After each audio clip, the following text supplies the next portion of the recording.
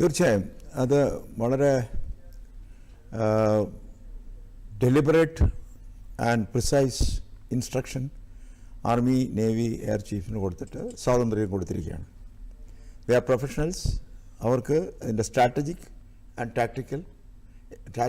Planning and tactical execution. Of course Shriman Ajit ഡോവലിൻ്റെ role ഒഴിവാക്കാൻ ഒക്കില്ല. Because it will have greater implications. അതിന് വേറെ ഇംപ്ലിക്കേഷൻസ് ഉണ്ടാകും. ബിക്കോസ് അത് പറയുന്നത് പാകിസ്ഥാൻ പറയുന്നത് ഞങ്ങൾ ന്യൂക്ലിയർ കൺട്രിയാണ്, ഞങ്ങളെ ഉപദ്രവിക്കുകയാണെങ്കിൽ ഞങ്ങൾ ന്യൂക്ലിയർ ആയുധം ഉപയോഗിക്കും എന്നൊക്കെ ഉള്ള ത്രെട്ട് അവർ ചെയ്യാറുണ്ട്.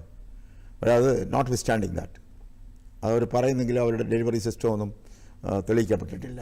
ഭാരതത്തിനോട് കിടപിടിക്കുന്നതും അല്ലാതാണ്. പിന്നെ ചൈന സപ്പോർട്ട് ചെയ്യും എന്നുള്ള കാര്യം അവർ വെളിപ്പെടുത്തി കഴിഞ്ഞു. പക്ഷേ മറ്റുള്ള ലോകരാജ്യങ്ങളെല്ലാം ഡിപ്ലോമാറ്റിക്കായിട്ട് ഇന്ത്യയെ സപ്പോർട്ട് ചെയ്തിരിക്കുകയാണ്.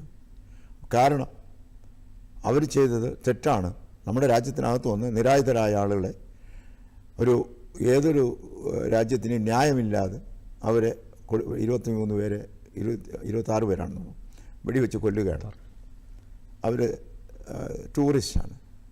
അപ്പോൾ ആര് കേട്ടാലും എല്ലാവരും ഭാരതത്തിനാണ് സപ്പോർട്ട് ചെയ്യുന്നത്. ഇതിനൊരു കുറ്റവാളിയായി ലോകം തന്നെ അവരെ കാണുക. അപ്പോൾ അതിനുള്ള ശിക്ഷ അവർക്ക് കൊടുക്കേണ്ടി വരും.